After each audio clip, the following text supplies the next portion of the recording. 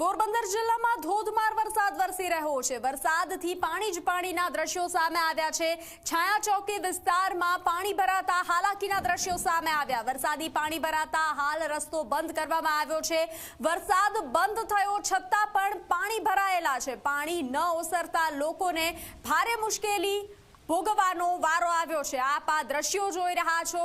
પાણી જ પાણીના દ્રશ્યો સામે આવ્યા છે। પોરબંદર જિલ્લાની આ હાલત છે, જ્યાં જળબંબાકારની સ્થિતિ સર્જાઈ છે। પ્રી મોન્સૂનની કામગીરીની પોલ ખુલી રહી છે, કારણ કે વરસાદ બંધ થયા બાદ પણ પાણી નથી ઓસર્યા।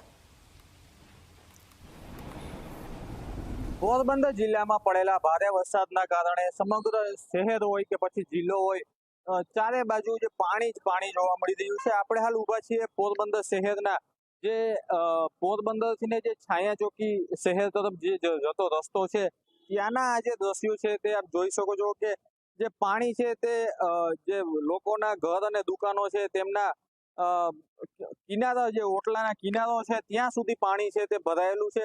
આ પાણી છે તે ગત પરમ દિવસથી એટલે કે 2 દિવસથી આ જે પાણી છે તે આ જ રીતે જોવા મળી રહ્યું છે।